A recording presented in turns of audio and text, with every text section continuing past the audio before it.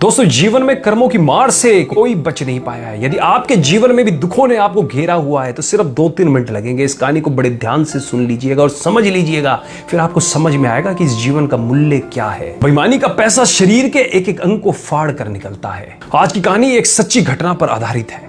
रमेश चंद्र, जो पंजाब के खन्ना नामक शहर में एक मेडिकल स्टोर चलाते थे, उन्होंने अपने जीवन का एक पृष्ठ खोलकर सुनाया जो दर्शकों की आंखें भी खोल सकता है और शायद उस पाप से जिसमें वह भागीदार बना उससे भी बचा जा सकता है। रमेश चंद्र का मेडिकल स्टोर, जो कि अपने स्थान के कारण काफी पुराना और अच्छी स्थिति में था, लेकिन जैसे ही कहा जाता है कि धन एक व्यक्ति के दिमाग को भ्रष्ट कर देता है, और यही बात रमेश चंद्र जी के साथ भी घटित हुई। रमेश जी बताते हैं कि मेरा मेडिकल स्टोर बहुत अच्छी तरह से चलता था और मेरी आर्थिक स्थिति भी बहुत अच्छी थी। अपनी कमाई से मैंने जमीन और कुछ प्लॉट खरीदे और अपनी मेडिकल स्टोर के साथ एक क्लिनिकल लेबोरेटरी भी खोल ली। लेकिन मैं यहाँ झूठ नहीं बोलूंगा, मैं एक बहुत ही लालची किस्म का आदमी था, क्योंकि मेडिकल फील्ड में दोगुनी नहीं बल्कि कई गुना कमाई होती है। शायद ज्यादातर लोग इस बारे में नहीं जानते होंगे कि मेडिकल प्रोफेशन में 10 रुपए में आने वाली दवा आराम से 70-80 रुपए में बिक जाती है। लेकिन अगर कोई मुझसे कभी 2 रुपए भी कम करने को कहता तो मैं ग्राहक को मना कर देता। खैर, मैं हर किसी के बारे में बात नहीं कर रहा हूं, सिर्फ अपनी बात कर रहा हूं। और यहां इस कहानी में भी हम किसी और को दोष नहीं दे रहे हैं, बस एक कहानी के माध्यम से आपको समझाना चाह रहे हैं। वर्ष 2008 में गर्मी के दिनों में एक बूढ़ा व्यक्ति मेरे स्टोर में आया।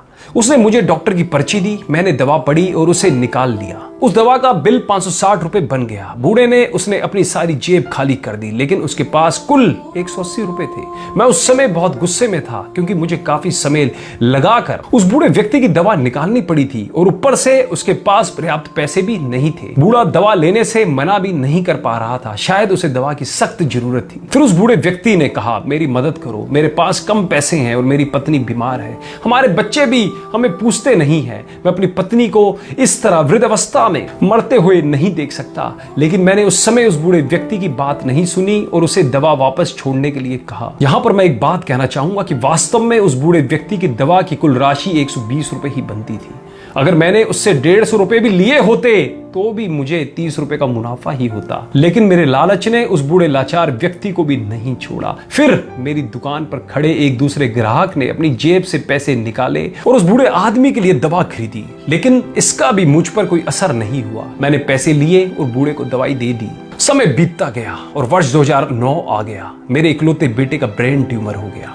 पहले तो हमें पता भी नहीं चला, लेकिन जब पता चला तो बेटा मृत्यु के कगार पर था। पैसा बहता रहा और लड़के की बीमारी खराब होती गई। प्लॉट बिक गए, जमीन बिक गई और आखिरकार मेडिकल स्टोर भी बिक गया। लेकिन मेरे बेटे की तबीयत बिल्कुल नहीं सुधरी। उसका ऑपरेशन भी हुआ और जब सब पैसा खत्म हो गया तो आखिरकार डॉक्टरों ने मुझे अपने बेटे को घर ले जाने और उसकी सेवा करने के लिए कहा। उसके पश्चात 2012 में मेरे बेटे का निधन हो गया।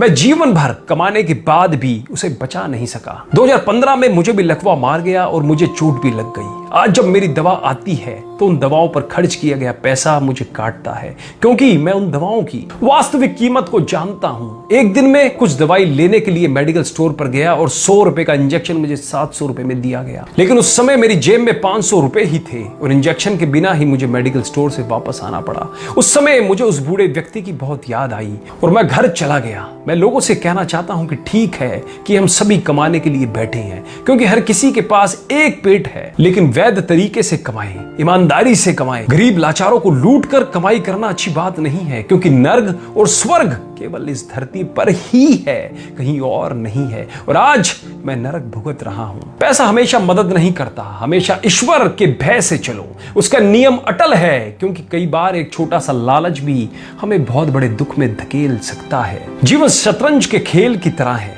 और यह खेल आप ईश्वर के साथ खेल रहे हैं। आपकी हर चाल के बाद अगली चाल ईश्वर चलता है। तो एक बार सदैव चिंतन करें, जैसी करनी वैसा ही भरनी, जैसी करनी वैसा फल, आज नहीं तो निश्चित कल। हम बदलेंगे, युग बदलेगा। कहानी अच्छी लगी हो तो अपने फेसबुक वॉल पर, अपने व्हाट्सएप ग्रुप में सभी दोस्तों रिश्तेदारों में इस वीडियो को ज्यादा से ज्यादा शेयर करो, जिनसे आज के समय जो लोग दूसरे